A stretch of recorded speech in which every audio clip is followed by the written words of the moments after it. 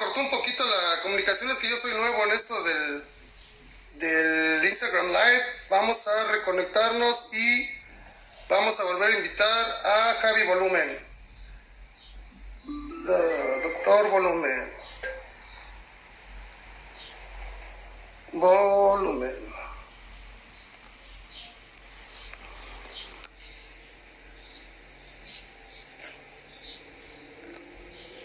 A ver, creo que tengo que volver a invitar aquí al Volumen, pero ¿cómo le hago aquí? A ver. Volumen, doctor Volumen. Aquí estamos.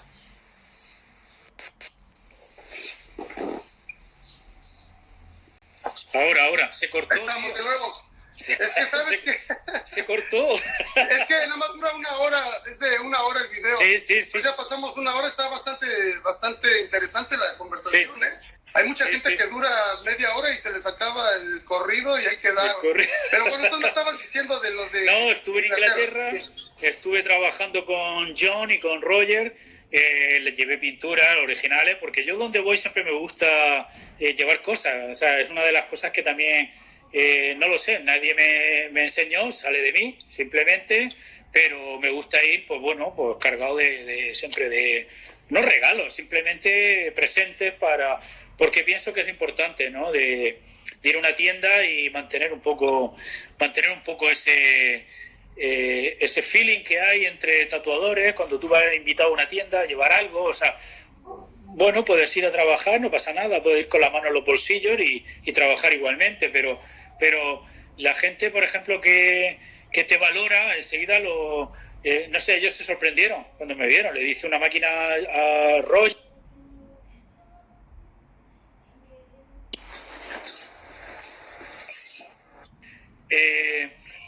Y bueno, muy bien, en la tienda, una tienda en la playa, en la costa, en Lansing, que es en la parte sur de Inglaterra, con vista a lo que es el Canal de la Mancha, cerca ya de, bueno, no se ve Francia, pero casi.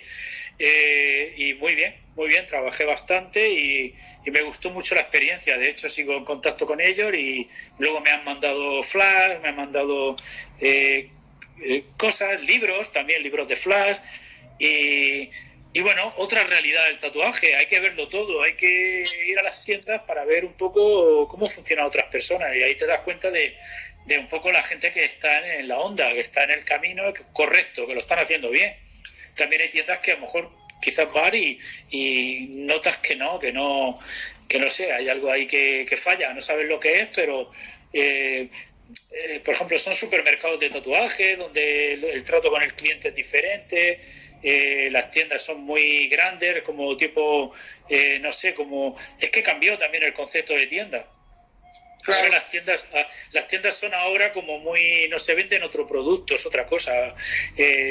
Estás vendiendo, no sabes si es una tienda, si es una peluquería, si te van a vender un piso o te van a vender una mobiliaria. La decoración cambió, las tiendas clásicas ya como que no quedan. Entonces un poco lo que está pasando ahora también, ¿no? Que yo voy, por ejemplo, a México, a DF Tatuaje, para mí es una tienda clásica. Voy a tu tienda, a Fudo, y es una tienda clásica, una tienda de como siempre existieron las tiendas de tatuaje. O vas a un estudio privado también, pero hay muchas tiendas que he ido y digo, bueno, pues yo qué sé, no te dicen nada, es un sofá muy para sentarte ahí y te tomas un café y como, no sé, como que, no sé, parece que estás esperando turno para una peluquería o algo así por el estilo. En Estados Unidos también pasa, pero sí. Yo las veces que he ido a Spotlight, por ejemplo, ahí con Bob y con Charlie o Frank, pues para mí que esa sí que es una verdadera tienda de tatuaje, o sea, para mí es un referente la tienda de Spotlight. Sí, esa tienda, ahora sí que por excelencia es una de las tiendas que todavía mantiene esa esencia, ¿no? Ese misticismo. El misticismo del tatuaje es muy importante, como dices, en la música. Hay muchas historias que tal vez no sabemos si son ciertas o son ciertas, pero nos las adjudicamos y nos enamoramos de la historia, porque sabes que en alguna etapa del tatuaje las has visto y sí podrían llegar a ser ciertas, o de plano sí son ciertas, ¿no? Pero ese misticismo que rodea el tatuaje siempre le ha dado una magia bastante elegante hasta de cierta forma, ¿no? O de cierta rudeza también, ¿no? Que nosotros como tatuadores queremos esa rudeza también en el tatuaje, no nos gusta que sea tan suavecito, cosas así. Bueno, por eso ya es cada persona, ¿no? Mira, hablando de cosas que tú siempre tratas de llevar a los estudios, eso aquí atrás, esta pintura que está aquí atrás es... Sí, no sé si la estoy viendo, sí. Y aquí, aquí en la tienda hay muchas pinturas tuyas, ¿eh?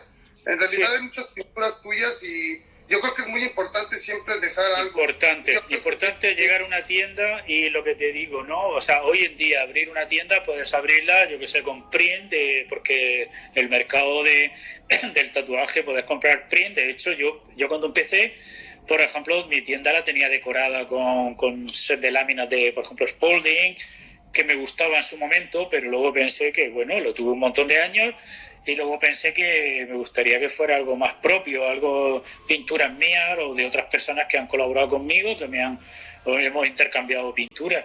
Es lo que hablábamos, tú vas a la tienda de Bob Robert o te vas a la misma tuya o no sé, yo recuerdo cuando estuve en Austin, en Texas, estuve en la tienda de Chris Treviño y flipé mucho de ver todos los originales de Hardy, de Mike Malone, todo lo que tenía ahí metido. Me dio así como síndrome de Stendhal, ¿no? De decir, bueno, yo me dio hasta ansiedad. Claro. De ver un momento tanto... que te sientes confundido, ¿no? Te sientes con una energía que hasta te sientes como... No la puedes controlar, también sí me ha pasado. Te sientes como si te hubieras aventado 5 tazas de café.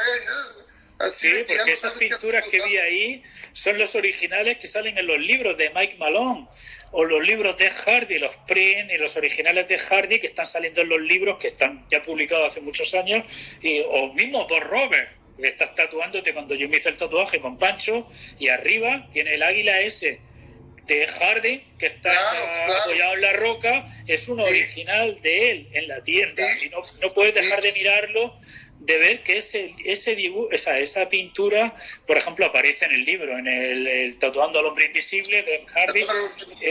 Ahí sale la pintura esa, la original, que pertenece a la colección de Bob Robert, y te estás tatuando y la estás viendo, pero que la tiene a 1 metro de distancia. Y estoy en la pared de volada. Y la estás viendo en la pared, claro. Muchas veces nos confundimos porque vemos, no sabemos cómo es el tamaño de los originales, los ves en los libros y no sabes cómo... Y claro, te enfrentas a una pintura que te transmite un montón de información. Es como dices, no sé, yo veo las meninas de Velázquez en un álbum, en un libro, pero luego te vas al Museo del Prado y la ves en directo y no te imaginas lo grande que es, el tamaño que tiene, a la distancia que tienes que ponerte para verla bien. Pues pasa un poco también con el tema de, por ejemplo, la pintura de Hardy, que está en la tienda original de Bob Robert. Me pasó, por ejemplo, con Chris Treviño, que vi allí algunos originales y no pensaba que tenía esa oportunidad de verlo, o con Sid Stankovic ahí en Santa Ana, en California. Tú sabes que él también tiene muchos originales muy buenos, ¿no? Y ahí no es lo mismo verlo en un libro que verlo en verdad. Pasa con las máquinas, pasa con todo. Es cuando estuve en el Museo de Fernando, ahí en Valencia, pues estuve tocando máquinas de Charlie Barner originales, máquinas de Paul Roger originales, de Jensen original, Milton Zeiss, todos originales. Y ahí te das cuenta un poco como los tatuadores de antes, cómo se complicaron la vida, cómo cambiaron, pusieron condensadores, quitaron, algunos iban sin condensador, un tornillo de una forma, de otra, y te das cuenta un poco como la evolución del tatuaje, cómo fue, ¿no? Cómo ha sido todo un proceso de investigación, de prueba, error. Y pasa con eso, tuve pinturas originales también en la tienda de Fernando, por ejemplo, este tío de Tahití Félix, que trabaja aquí en San Diego, y tenía originales de él. Tahití Félix, conoces la tienda, ¿no? La de San Diego. Sí, tenía originales de él y pintado en cartón y amarillo, ya los cartones del tabaco, de la nicotina, de las tiendas, de los años. Todo eso tiene su valor, ¿no? Quizás ahora con la tecnología, con el mundo digital y todo el mundo haciendo print y todo el mundo trabajando con otros formatos que tiene su validez pero no tiene la fuerza que a veces tienen esas pinturas cuando las ven originales. Yo trabajé en una tienda en el estado de Washington, en Longview, con un chico americano, y él tenía un original de Bear Grylls, porque Longview está muy cerca de Portland. Sabes que Bear Grylls sus últimos años trabajó en Portland, en Oregon, y murió ya ahí, está enterrado en Seaside, en el cementerio. Pues él tenía lo había recuperado de la tienda de unos antiguos dueños, un original de Bear Grylls pintado en un cartón. Y ahora me estoy recordando cuando tú y yo estuvimos en Long Beach, ¿te acuerdas? Sí, en el museo ¿no? Qué tienda, cuántas historias nos contaron ahí en un momento. Porque ahora me estoy recordando del barril de vaselina amarilla. Para que todos se agarraran de ahí de vaselina, ¿no? Pues todos llegaban ahí, agarraban su porción y vamos a trabajar. Y toda la historia que nos contaron, la historia de los tiros de pistola en la pared que había, de peleas y de... Qué tiempos, ¿no? O la caja fuerte, aquella gigante que había, que nunca la abrieron, no sabían lo que había dentro. No sé, creo que para un aniversario que van a tener, la van a ver qué es lo que tiene adentro. Y esa caja fuerte estaba escondida, ¿no? En una pared, sí, cuando en una doble pared. Que estaba ahí, ¿no? Dicen que hasta hay un cliente ahí enterrado en la entrada. O sea, hay unas historias bien locas que envuelven el misticismo del tatuaje. Es lo que te digo, que es bien mágico, ¿no? Si lo sabes disfrutar o te atrae, tiene historias extraordinarias, que en realidad la humanidad siempre tiende a acercarse a las leyendas, a las historias, y te causan, te enamoras de las historias, y el tatuaje tiene mucho eso, ¿no? Mucha historia, y el tatuaje se retroalimenta de historias de que en una tienda pasó esto, de que le pegaron un tiro a un cliente, de que una pelea, de que, no sé, son historias de la old school, que quizás fueran verdad o quizás no sabemos, ¿no? Pero porque no hay a lo mejor un registro así pero está bien, ¿no? Porque yo ahora recuerdo la tienda esta de Bear Grylls, ¿no? El Outer Limit de Cari Barba, que ¿cómo han sabido mantener ese negocio? Porque ese negocio seguramente hubiera acabado cuando murió el manager, el de que no recordará su nombre. Quizás hubiera cerrado la tienda y hubiera abierto otro negocio, o quizás eso se hubiera perdido, esa historia se hubiera perdido. Claro, lo que nos contaban es a veces que como que la persona que tenía el dinero para adquirir ese estudio de Cari Barba, ¿no? Sí. Le dijeron, por favor, cómpralo, no dejes que se vaya a la basura, y ella se animó, y como dices tú, lo han sabido mantener de una forma que todavía mantiene esa fuerza, ese estudio, y cuando vas de visita te dan un tour por todo el estudio y te explican las historias, y te sales de ahí como... Claro. Y piensa una cosa, que cuando estuvimos nosotros, el chico que nos dio el tour, que nos hizo el tour, yo pienso que ellos saben perfectamente, porque nos ven tatuadores, tú de la zona de Los Ángeles, yo que venía de España, ellos saben, ellos no te están contando ahí una película ni algo que se estén inventando. El chico muy serio dijo, pues mira, aquí había disparos de bala, este flash lo pintó tal, o la camisa que había que pertenecía al equipo de Bear Grylls, nos contaba una historia que igual que, por ejemplo, cuando estuvimos ahí en México, la chica está Michelle Mayer, de Daredevil de Nueva York, que hace sus tours en el Bover y tal, y ya te cuenta una historia, pero una historia muy bien documentada, que no es que se esté inventando. Pues en esta tienda estaba Charlie Barnes, y ahí estaba Stan y Walter Moskowitz, en fin, te hace el tour y te hace toda la historia. Y es muy interesante eso, porque quizás lo que se pierde es un poco es eso, que las nuevas generaciones o la gente que esté realmente interesada tiene que conocer eso, porque el tatuaje se retroalimenta continuamente de historia, porque si no, ahora el tatuaje sin historia no existiría, o no tendría mucho sentido, yo creo, más bien actualmente, a día de hoy. Claro, y fíjate que esta Michelle te da un tour por ahí de todo las tiendas que existían hasta en el tiempo de la que era ilegal, ¿eh? Yo fui con este Pepe de Nueva York, y nos llevó a darle pues un tour por varios estudios súper importantes, y también nos llevó allá a Daredevil, Pepe. Entonces, me pasó lo que dices tú, yo empecé a ver pinturas originales, que me imaginaba que eran muy grandes, porque las había visto tantas veces que yo decía, estaban chiquitas, ¿no? O viceversa. Pero creo que esa es otra de las cosas, que tú ves ciertas imágenes que se te quedan en la cabeza y te las imaginas de una forma que en realidad son completamente diferentes, pero mantienen su magia, ¿no? Ya cuando las ves no puedes creerlo, de que toda tu vida tenías esa imagen en la cabeza y la tienes enfrente de ti. Dices, este es el momento perfecto. También otra cosa que tenemos que agradecernos a nosotros mismos es llevarnos a esos lugares, ¿no? Porque podemos pasarlo por desapercibido. Pero, por ejemplo, tú cuando fuiste en tus años, creo que te empezabas a tatuar cuando fuiste a visitar a Ed Hardy, ¿no? Que te querías tatuar con él y terminaste tatuando con otra persona. Con otra persona, a la base de donde en realidad el tatuaje tenía una historia, y ahí hay muchas pinturas originales. Hay mucha información. ¿Y nos puedes contar un poquito de esa historia? Yo me acuerdo que me la contaste.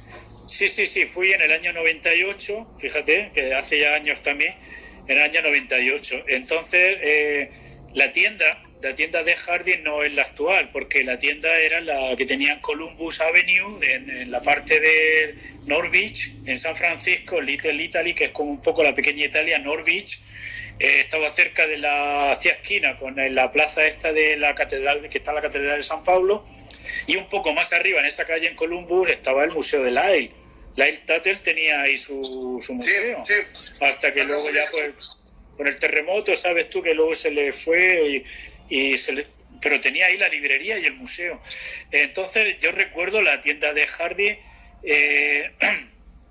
originales tenía de Mike Malone, tenía de Sailor Jerry, y por ejemplo aquellas fotos grandes que tenía al fondo de la tienda de Hardy, que se veía el marinero Sailor Jerry, eran dos fotos. Un marinero que en la calva aquí detrás hizo una bola de 8 negra, no sé si esa foto la has visto mucho en los libros de Sailor Jerry. Y él tenía esas fotos gigantes, además eran muy grandes, que está la foto por delante, en la coronilla haciéndose aquí la bola de 8, la bola de billar negra.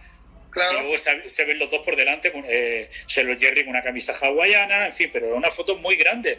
Tenía originales de Mike Malone, tenía de Hardy, tenía de Sailor Jerry algunos, y luego también tenía Flash, porque no ha dejado de ser una tienda, pero Flash de la época de los 90, Eddie Detch, tenía, no sé, Guy Atkinson, tenía Leo Zulueta, tenía Flash comercial.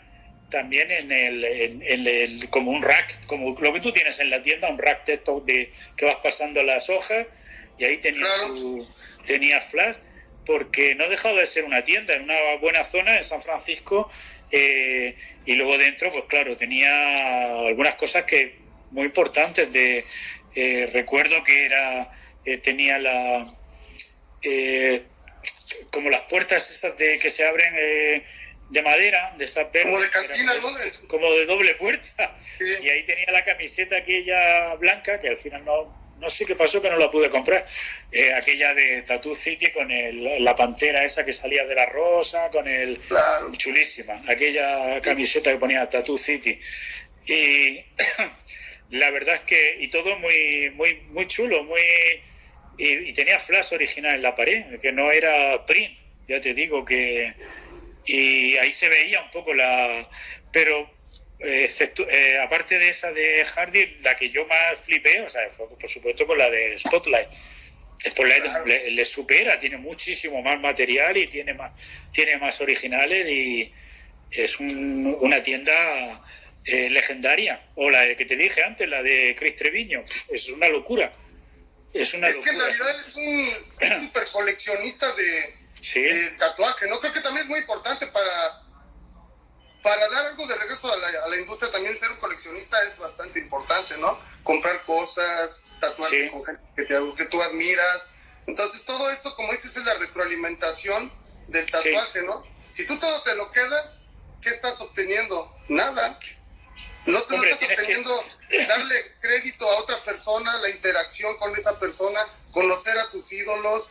O sea, porque ellos ya se aventaron todo el jale de investigación, de errores, ya lo superaron. Entonces, convivir con esa gente te nutre, te deja un montón. Otro de los conceptos que la gente tiene un poco erróneo, que los tatuadores viejos o de ciertas épocas son un poco amargados y todo eso, para nada. son gente muy agradable. Yo, por ejemplo, con Pepe también de Nueva York fuimos ahí al aniversario, 70 aniversario de Lyle Toro. Sí, ahí estaban todos los que te puedas imaginar, Leo Zulueta, todos, hasta generaciones jóvenes. Era una hermandad que no la puedes creer, o sea, algo extremadamente amigable, todos compartiendo, entonces ahí te das cuenta de la realidad de las cosas. Pero para ver esas cosas y no tener un mal concepto de las personas, tienes que llevarte ahí, tienes que estar ahí. No hay nada mejor que estar presente y en el momento, porque nadie te lo va a contar y no vas a tener un concepto de las cosas, ¿me entiendes? Entonces, eso es una de las cosas que yo veo que mucha gente también está retomando y que está tratando de llevar a cabo, sea quien sea y tenga los años que tenga, están tratando de indagar un poquito y ojalá y se alejen un poquito también de tanta información falsa que hay también por ahí, ¿no? Porque hay veces que usan cosas falsas para vender horas, lo que se da mucho también es que editan mucho las fotos, pero un tatuaje es un tatuaje, no lo puedes evitar de que un tatuaje no se va a ver tan espectacular como en una foto que le mete el Photoshop. O sea, es contundente que un tatuaje al final se va a ver como se tiene que ver, no tienes que editar nada, es una mentira, es un engaño, ¿no? No hay que ser tampoco impostores en ese aspecto, ¿me entiendes? Entonces es como muy importante mantener la esencia del tatuaje y no engañar a la gente también, ¿me entiendes? Ahí yo veo que gente usa eso para vender y cobra mucho dinero porque la foto que presentaron está súper editada y para nada tiene que ser así. Tienes que ser honesto con lo que vendas, ¿me entiendes? Y la gente lo aprecia. No hay nada más que la gente aprecie que la honestidad, porque van a obtener algo que es honesto, o sea, no van a tener, al final no se van a llevar una mentira, ¿me entiendes? Y pagar algo que ya están obligados y que al final no era lo que esperaban. Entonces es muy importante la honestidad, ¿me entiendes? Entonces eso mantiene esa gente y te das cuenta de que su esencia es legítima y eso se aprecia bastante. En ese evento habló Leo Zulueta de una forma tan elegante, tan bonita y tan real que te das cuenta de que nada es tan espectacular como mucha gente lo quiere pintar, sino que hay un código, una forma de hacerlo. Llegó hasta hablar de qué agujas usaba. Imagínate, decía que él usaba mucho la Magnum 7 para rellenar extensiones enormes de negro. Y sin embargo hay muchas personas que yo conozco que usan esas 7 y hacen cosas impresionantes y es una aguja delgada, pero es lo que se usaba en ese tiempo y la dominaron de una forma excepcional que la siguen haciendo, ¿me entiendes? De que sirve, hay que saberlo usar. Porque muchas veces lo que la gente que va buscando, por ejemplo, cierto tipo de efectos en los tatuajes de los 70, por ejemplo, que se usaban, muchas veces lo que tú estás diciendo, a veces era la limitación de lo que había, porque antes la gente usaba una aguja para todo, un fine line, un single needle y una 7, ni siquiera Magnum, a veces un flat 7 de estos planos, y con eso creaban efectos como de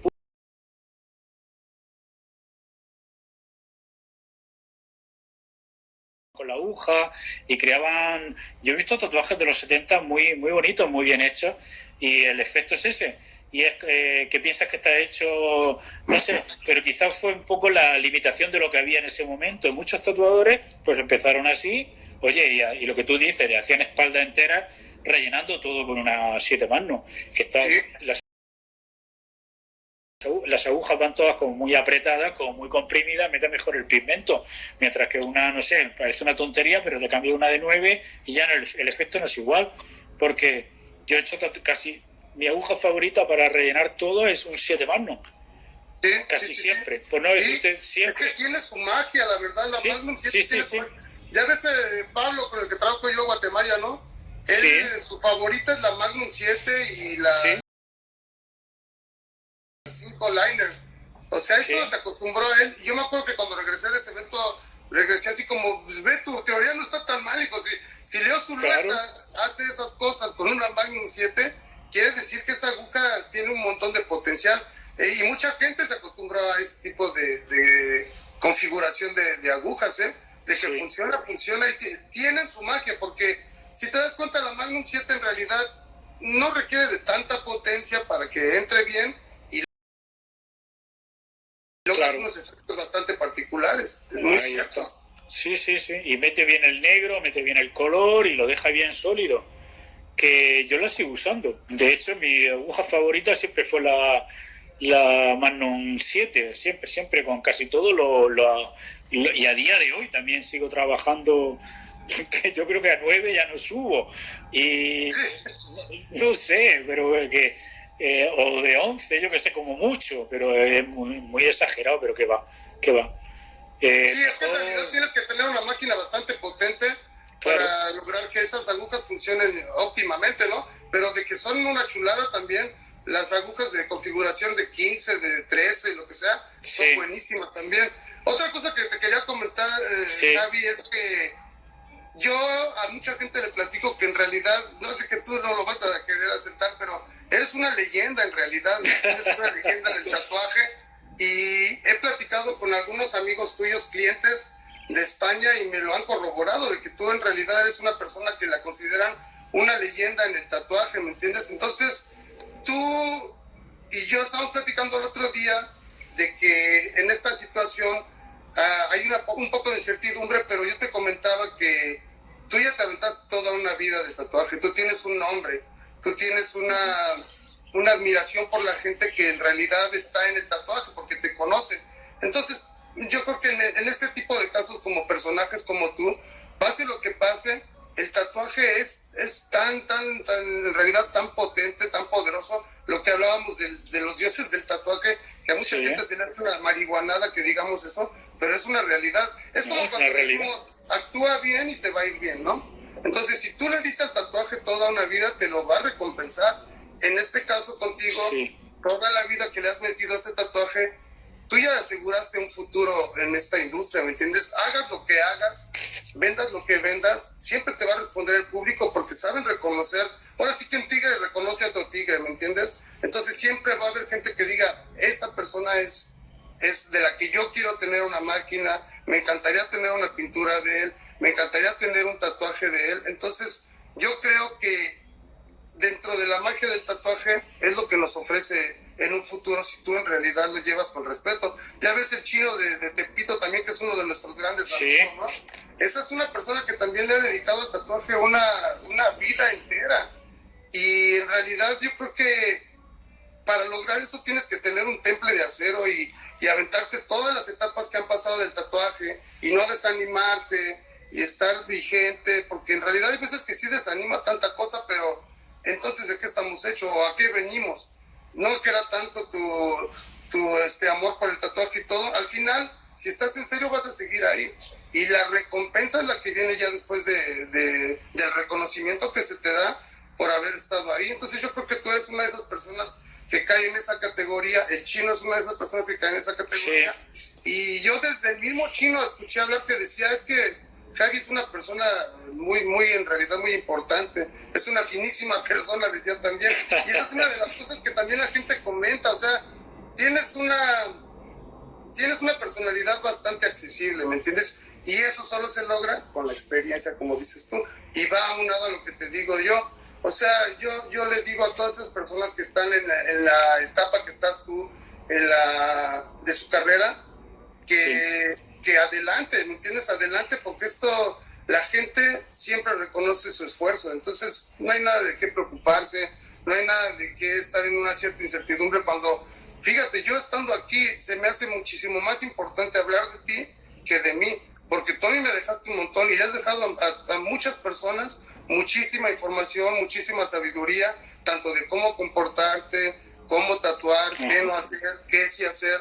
Entonces, eso a mí se me hace muy importante, que trasciendas tú como persona y como tatuador, más que esta entrevista o esta plática sea de mí, que sea de ti, porque yo reconozco que has hecho una labor excepcional en todo lo que has hecho, que ha tenido que ver con el tatuaje. Si te das cuenta, todo lo que haces al final conlleva el tatuaje, entonces es bastante reconocido eso lo que tú haces, ¿me entiendes? Es importante aportar cosas, si no nuevas, pero porque el tatuaje tiene eso, ¿no? Que según lo que tú estás proyectando, estás aportando al mundo del tatuaje, el tatuaje te va a devolver.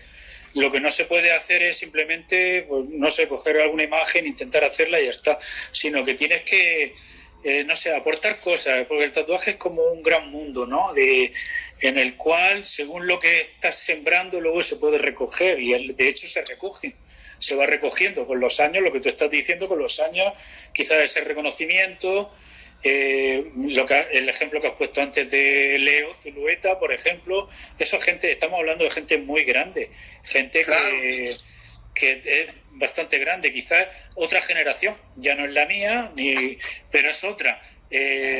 Quizá lo que esté pasando ahora, pues bueno, a cada uno le irá llegando sobre la marcha, o le irá llegando su reconocimiento, pero tienes que seguir aportando, tienes que seguir llevando cosas al mundo del tatuaje, porque luego el tatuaje te lo va a recompensar de una manera o de otra, te va a recompensar. Lo que no puedes hacer es no aportar nada, simplemente tatuar y ya está, ¿no? Si tienes que hacer pinturas, tienes que hacer máquinas, tienes que inventar, obviamente no estamos inventando nada, pero simplemente el que tú aportes algo, y el tatuaje al final te lo devuelve, tarde o temprano. El efecto del boomerang al final te lo va a devolver sí o sí. Claro. No, pues muchas gracias, Javi, por esta plática. En realidad, yo quería que también la gente te conociera más como persona que como nada más un tatuador más, ¿me entiendes? O un tatuador X o lo que sea, porque en realidad una persona que lleva una carrera como tú es excepcional, y su personalidad también tiene que ser conocida, porque a veces que escuchamos las historias de tatuadores, pero nunca llegamos a conocerlas en persona. Entonces aquí me da mucho gusto que la gente te pueda conocer un poquito más de tu esencia, de tu personalidad y de lo que has dejado en el tatuaje. Entonces te agradezco mucho que platiques con nosotros y que le compartas al mundo y a todos los que nos están viendo un poquito de lo que haces y de lo que eres, ¿no? Entonces, ¿algo más que quieras decir, Javi? ¿Te acuerdas, no? Cuando lo que acabas de decir ahora, ¿no? Por ejemplo, con Miriam Carroza, ¿te acuerdas? Que estuvo trabajando también allí con vosotros, y algo así me contó, ¿no? No sé si me lo contaste tú o me lo contó el Jorichui. Le dijo, el Javi en España es conocido, o le preguntaste, ¿es conocido? O ahí lo conoce la gente. Y decía, no sé, es un tío que no se le pone ni cara siquiera, porque no sabe mucha gente no sabe porque no se prodiga demasiado, ¿no? O a veces, no sé, no le ponemos cara, sabemos que existe, ahí está en su historia, pero a veces no se le pone cara a la gente, porque quizás no sea necesario. Vamos, no lo sé, yo lo veo así. Pues es que también sabes que tiene mucho que ver en que tú en realidad no estás en esa onda de que yo, véanme acá, yo. Y no. Entonces, pero no te creas, todo ese misticismo y ese misterio de quién será y todo eso, le da eso también. Es interesante. Yo afortunadamente te conocí y en realidad me doy cuenta que es mucho más lo que tienes que aportar que lo que uno se pueda imaginar. De hecho, de lo que platicabas de que en alguna parte del mundo se va a ver algo de nosotros, una pintura, algo que hayamos dejado. Me contaba Pancho Placas que él fue a México, ahí a Zihuatanejo, y que se metió a una tienda y que vio una fotografía de ti, de mí, de Miriam Carroza y de él. Cuando viajamos esa vez allá a la Convención de México, ¿me entiendes? Entonces, él se quedó así como, pues, ¿qué está pasando aquí?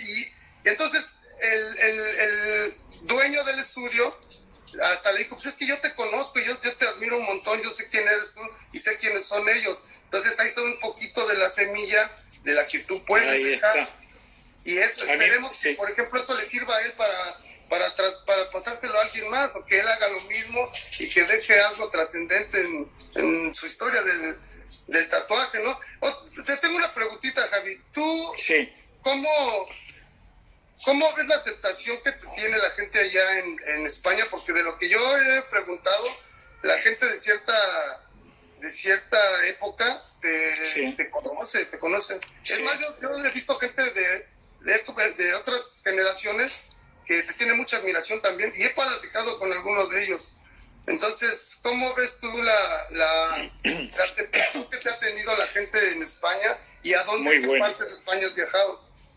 Sí, muy buena, y desde no hace muchos años para acá ha habido como un cambio generacional, y hay mucha gente joven que tiene, no sé, 25 o 30, entre 25 y 30 años, que están empezando a apreciar mi trabajo, que visitan la tienda. Lo mismo que yo, por ejemplo, he ido a Los Ángeles y he ido a visitar la tienda de Bob Roberts, igual que por simplemente a ver la tienda o a tatuarme allí.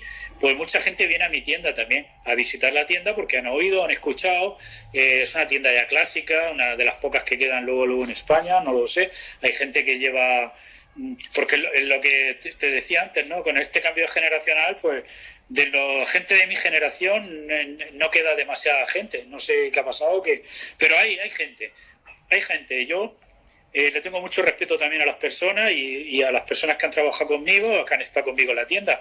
Y cuando me he movido por España, por el norte, cuando he estado en Asturias con Cardín, en Galicia, en Vigo con Norte, en Barcelona, en Madrid mismo, Granada, yo qué sé. Tengo mucho, Valencia, la gente me conoce y la gente me respeta. Pero porque también yo también respeto un poco a la gente, respeto el trabajo, respeto las tiendas, respeto la tradición. Hay de todo. No lo sé. Claro, de hecho una vez aquí vino el norte, acá a visitar la tienda, con el puro hecho de saber, de estar donde tú habías estado. Sí. Es nada más con el puro hecho de entrar aquí y decir, aquí Javi siempre viene cuando viene a cuando yo trabajo siempre. Se vio como que era su intención, era como, ya pisé donde el Javi ha estado. Claro. Entonces, él empezó contigo, ¿verdad, el norte? Sí, él empezó conmigo en el año 96. En el 96, pues yo lo cogí de aprendiz, cuando todavía se podía coger aprendices, porque ahora ya es muy difícil que una persona empiece de cero. Claro. Una persona, pues, ahora ya cualquier persona, pues más o menos, pues sabe porque ha visto algo en internet o un tutorial en YouTube o alguien le ha contado, oye, pues mira, esto es así, es como. Pero cuando yo empecé con Norte, por ejemplo, él cuando empezó conmigo, él sí, ya tenía tatuajes y yo le tatué bastante, pero él, por ejemplo, no había cogido una máquina, no había tenido la oportunidad de que alguien le enseñara cómo soldar porque era la época de que se hacían agujas, había que hacer los pigmentos, había que dibujar, había que, no lo sé, era otra época también. Ahora quizás ese paso quizás se ha olvidado un poco, porque claro, ya la gente ya con la industria ha avanzado tanto que ya todo el material está hecho, o sea, las agujas ya las venden hechas, todo el material, los tubos. Ahora, antes era diferente, entonces claro, es el único, a día de hoy, el único aprendiz que he tenido como aprendiz, porque ya a partir de ahí, ya toda la gente que pasó por la tienda, pues ya todo el mundo ya sabía, simplemente pues gente que quería aprender un poco más o quería formarse un poco porque yo siempre digo lo mismo, ¿no? Un poco, esto es una escuela, esto es como una escuela de inadaptados. Sí, te encuentras de todo. Como dicen que los genios y los artistas y personas que son así medio extrovertidas, o sea, no va a haber un genio que sea normal, vamos a ser honestos. Entonces nosotros tenemos una cierta parte de anormalidad, o que vamos un poquito en contra de lo que dice la sociedad, o que no nos tragamos tan fácilmente ciertas mentiras, sino vamos mucho a lo que nosotros comprendemos como algo que nos favorece tanto en el tatuaje como en nuestra forma de llevar una carrera, ¿no? Entonces, no creo que haya un artista que sea normal o que vaya con las reglas de la sociedad. Obviamente, no, yo me considero mucho de eso. Obviamente también tenemos una historia por la cual llegamos ahí, ¿no? Yo siempre cuento, por ejemplo, que mis papás siempre nos llevaban a muchos lados, a viajar por todos lados, y yo me acuerdo que eran los mejores momentos de mi vida. De ahí yo tomé eso de la vagancia, de empezar a viajar y todo, porque me llenaba. Entonces ya traemos arrastrando un cierto código de aventura o de lo que sea. Entonces no creo que haya un tatuador normal. ¿En qué año pusiste tú tu tienda? En el 94. En el año 94. Sí. No, es que es legendaria esa tienda, ¿no? Claro, me pilló un poco la primera mitad de los 90 y el tatuaje también, cuando yo empecé, el tatuaje también era diferente. Todo, o sea, el dibujo era el flash diferente, la gente no dibujaba mucho, la gente compraba flash en las convenciones, luego se hacían fotocopiar y así funcionábamos mucho. Yo siempre lo digo de que a veces yo tenía fotocopias de blanco y negro, dibujos de Spalding y no sabía de qué era de Picture Machine, o era incluso de Hardy o Brian Everett o Jack Rudy, y tatuábamos y no sabíamos de quién era porque no desconocíamos la historia de ese dibujo. Era simplemente, a veces simplemente era un reto tener que dibujar algo, pero que pensabas que era otro tatuador el que había hecho ese dibujo. Philip Liu, por ejemplo, no vendía muchos dibujos también para convenciones, o Jack Rudy mismo. Entonces se hicieron populares muchos sets de láminas. Tú sabes que Spalding o National vendía los sets de Cary Barba, era muy popular en National, o Brian Everett o Jack Rudy, y eso se tatuó mucho en los 90. Cuando el tatuaje ya estaba cambiando. Entonces, por ejemplo, nosotros, nuestra referencia eran los libros y las revistas que venían de Estados Unidos, sobre todo, o de Europa. Pero, por ejemplo, el tatuaje tradicional en los 90 se quedó un poco ahí estancado porque fue el cambio ese que hubo al neotradicional, es la New School que le llamaron luego. Entonces, pues, en los 90 pues yo me fijaba en Sid, por ejemplo, Sid Stankovic, me fijaba en cuando empezó Seth Ferry, empezó también en los 90, o cuando empezó Joe Track en Nueva York, en el Alphabet City, o aquí en California, Eric Hogan y su hermano, Eilan, y Eric murió en Sacramento. Por ejemplo, en la zona de California también estaba, empezó Juan Puente también, que nos gustaba mucho su trabajo cuando estaba trabajando en Avalon Tattoo en San Diego. Eran un poco nuestras pequeñas referencias de lo que nos llegaba a Europa en las revistas, que era lo primero que empezamos a ver. Dave Gibson, también otra gran referencia, el tradicional, que el hombre murió hace poco, hace un año así, y también otro gran referente. Y luego ya por la música con Bob Roberts mismo, Bob Roberts, que había tatuado cuando se llamaba de los Clash, Buffalo Bob Roberts, ¿no? Ahí va, cuando estuvo, la época que estuvo en Nueva York, antes de volver a California, que ya había tatuado a Paul Simonon de los Clash, Johnny Thunder, se tatuó con él. De hecho, tocaba el saxo con él en la banda de Gang War. Estuvo tocando, él tocaba y toca, supongo, el saxo todavía con Frank Sonic, no, con el otro, con Wayne Kramer y Johnny Thunder hicieron una banda y se llamaban Gang War, o War Gang se llamaba, y ahí el que tocaba el saxo era Bob Robert. Era muy, muy, muy, muy fuerte. Entonces, claro, eran nuestras referencias. Que se había tatuado a Billy Idol, que se había tatuado a Lenny Kravitz, que se había hecho popular el gato aquel que llevaba Stray Cat. Es lo que quiero decir, él hizo el gato de los Stray Cats, ¿no? Original yo pienso que es de él, pero hay muchas versiones porque no sé si... Yo creo que sí, es de él, es suyo el original de... Yo escuché por ahí que él hizo el logotipo de los Stray Cats, lo tatuó. El gato con el tupé. Sí, aunque luego... Stray Cats luego se tatuaron mucho en Inglaterra con Dennis Cockle y luego se tatuó con Ed Hardy, bueno, con mucha gente, pero los primeros tatus que daban los Stray Cats en los 90, en los 80 eran de Bob Robert, que él, ya sabes tú que en la escena esa un poco de cuando empezó el tatu en Hollywood y cuando estaba Greg Jen y toda esta gente del Sunset Street Tattoo ahí en Sunset Boulevard, que se tatuó toda esta gente de, no sé, de Motley Crue y toda esa gente se tatuaron ahí con Greg James en esa época, los 80. Y qué tatuajazos, ¿no? O sea, Greg James en esa época ya comprendía japonés. Qué japonés más bonito, más bien hecho. Sí. Y luego, bueno, su hermano Tennessee Dave acá en Los Ángeles también, ¿no? Tennessee Dave. Greg James, yo me acuerdo que sus tatuajes estaban adelantadísimos para lo que se estaba haciendo en esa época. O sea, era un japonés bien estudiado y bien bonito. Sí. Y los tatuó a los de Motley Crue, ¿no? A los de Motley Crue. Sí, entonces fíjate cómo al final la música siempre conlleva al tatuaje, ¿no? El mismo Bob Roberts, ¿no? Buffalo, Bob Paul Roberts. Robert ha tatuado a Lenny Kravitz, a muchos músicos, a cantidad de músicos, y ha estado siempre en la escena un poco de la música, porque él es músico también, él es saxofonista, pero siempre está involucrado en esa escena. Si te das Claro, cuenta. sí, ¿no? Y aparte se ve la esencia de todo de lo que él dejó cuando tú vas a su tienda, ¿no? Porque desde la decoración, la música que escuchan, cómo Sí. se comportan los tatuadores de ahí, tiene una esencia bastante poderosa. Ya ves cuando fuimos ver ahí Sí. a Charlie Roberts conviviendo con todos, tienen una Sí. forma de operar bastante interesante, que no están dejando que se caiga ese buen concepto del tatuaje, ¿no? Porque ahí en esa tienda se hacen todo tipo de tatuajes, tanto tradicional como black Sí. and gray y todo eso, pero no quiere decir que no respeten ese entorno de la esencia del tatuaje, que es súper importante, ¿no?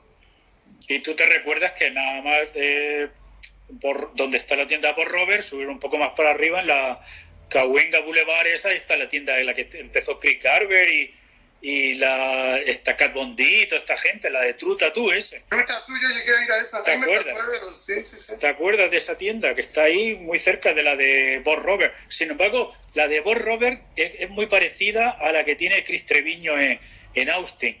Es como una casa. Es una casa, bueno, sabes tú que la de Chris Treviño era la tienda de Dave Long.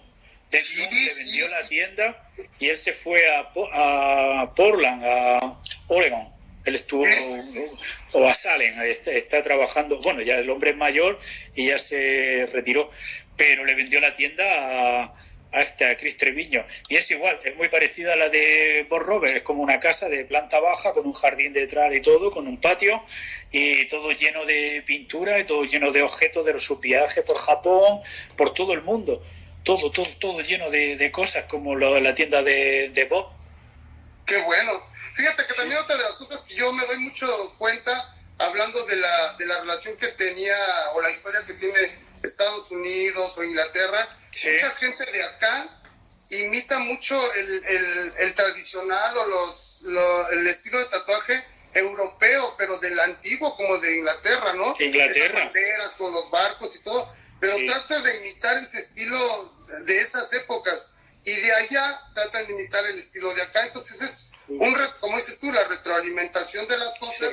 Siempre va a haber alguien que le dé cierta admiración a cierto tipo de tatuajes que vienen de otro lado, e indaga y lo lleva y lo proyecta en el lugar de donde es.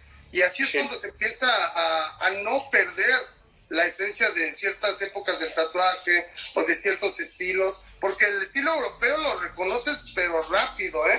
El estilo americano tradicional también rapidísimo sabes qué es, o el black and gray, no sé, chicano, de volada sabes cuál es el original y todo eso. Entonces la gente ha adaptado mucho otros estilos de otros países y los ha perfeccionado y hasta los ha llevado a niveles que ni te imaginas. Eso se me hace muy interesante, que la gente teniendo ciertas cosas de donde es, admire otras de otros lugares, y las perfecciones está súper interesante. ¿Tú cómo fue tu admiración o tu indagación? ¿Cómo indagaste en este tipo de estilo tradicional americano? ¿Qué es lo que te empezó a llamar la atención de eso?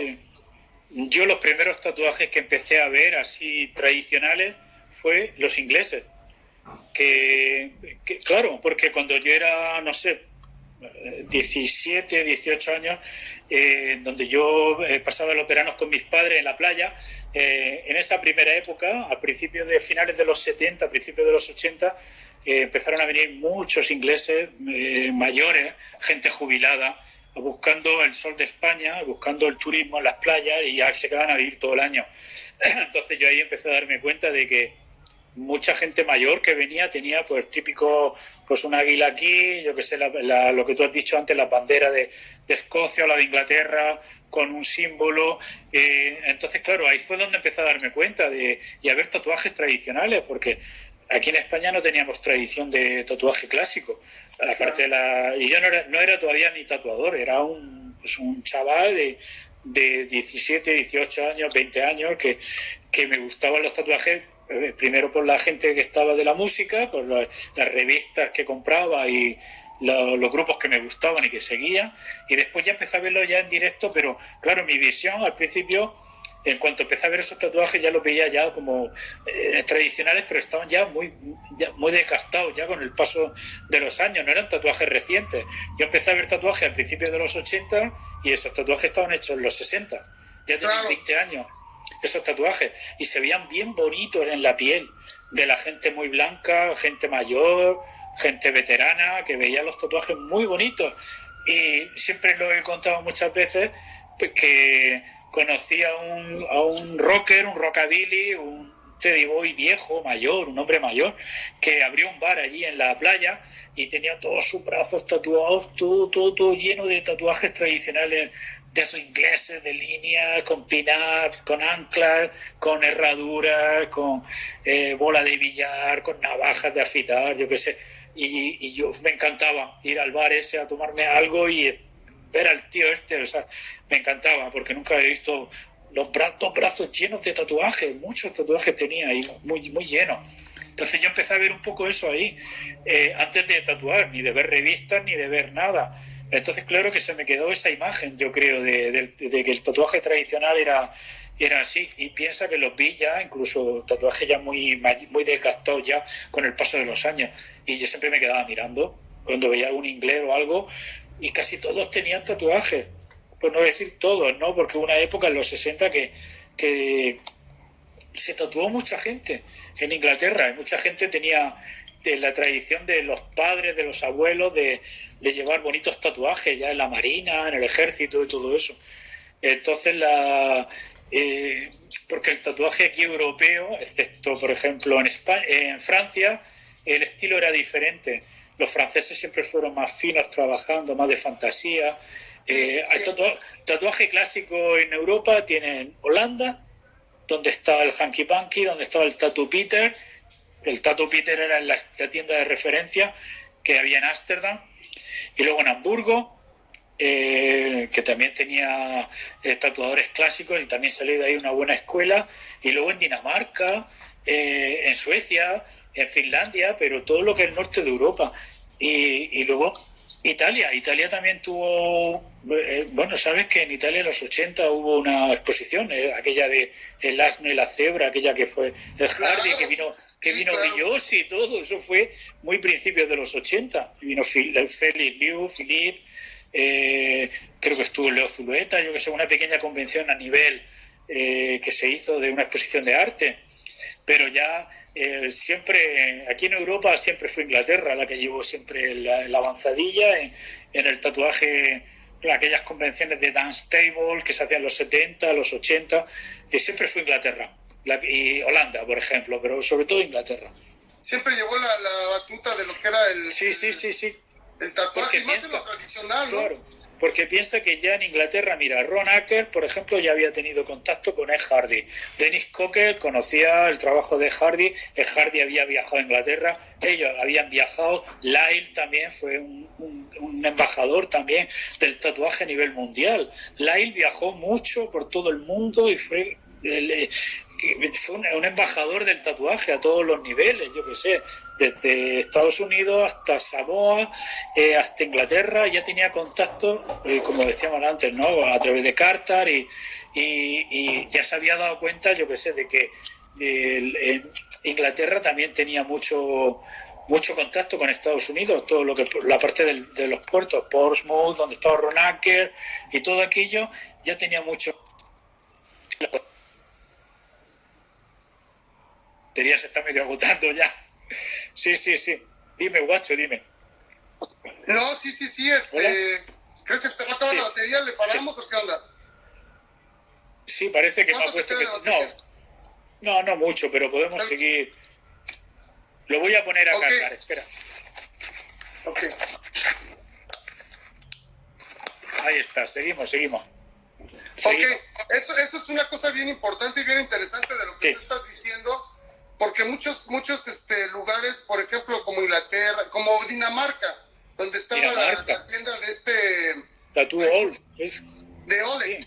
Ole Tattoo. Sí, Tattoo All. Sí. Estaba en el puerto. Entonces, mucho de lo que se abrió a nivel tatuaje fue porque los lugares estaban en puertos inmediatos donde llegaba gente de muchos lados, también tatuadores, ¿no? Que ya se quedaban a trabajar ahí. De hecho, yo escuché una historia de que ahí en Tattoo Ole, en Copenhague, en Dinamarca, uno de los primeros tatuadores era argentino. Entonces, ahí se ve que los puertos eran clave para que los tatuajes empezaran a llegar directamente de otros países, de otros lejanos, súper lejanos. Y de ahí se empezaban a establecer ciertos tatuadores que traían el estilo. En Brasil pasó mucho también. En Brasil. Sí, claro. Y llevaron el japonés a un lugar sí, excepcional. Y fue por lo mismo, porque empezaron a llegar tatuadores de otro lado, se establecieron ahí, obviamente por la fiesta y porque les gustaba, pero llegaron a lograr cosas que nunca la gente se iba a imaginar. Y de ahí los locales iban imitando el tatuaje, salieron aprendices, pero llegaron ahí a quedarse, ¿no? Y yo creo que eso tiene mucho que ver, el acceso que tenían los tatuadores a ciertos países y ahí se establecían. ¿Te acuerdas cuando estuvimos en México y estuvimos hablando del caso de, por ejemplo, de Guadalajara? En Guadalajara pasó un poco lo que tú estás diciendo, ¿no? Un poco los primeros tatuadores que se instalaron eran norteamericanos o eran de otros países, o brasileños o de otros países. Claro. Y al final esos han sido embajadores, han ido llevando el tatuaje por todo el mundo.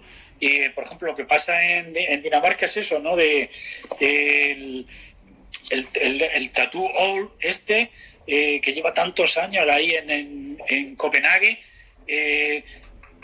no sé cómo pasaron tantísimo, porque Copenhague es un puerto muy importante, también pasaron tantísimos barcos, tantísima gente, tantísimos marinos, sobre todo los marinos mercantes viajaron por todo el mundo y llevaron el tatuaje por todos los puertos. Y en Brasil también pasó lo mismo. El origen del tatuaje en Brasil, lo estuve leyendo no hace mucho, fue también un tío que no sé si era de Alemania o era también un marino, como dices tú, viajó, llegó allí y se quedó, se instaló y ya se quedó a vivir ahí, y fue un poco el pionero y el que abrió un poco el mercado del tatuaje y traía todo el conocimiento de Europa. O sea que, y lo que ha pasado también en el puerto, por ejemplo, en Inglaterra, en Portsmouth, por ejemplo, en Norfolk, Virginia, cuando estaba Coleman, y Nueva York, el puerto de Nueva York, todo siempre entró por los puertos, y por supuesto entraron en los barrios rojos, zona roja, barrios chinos.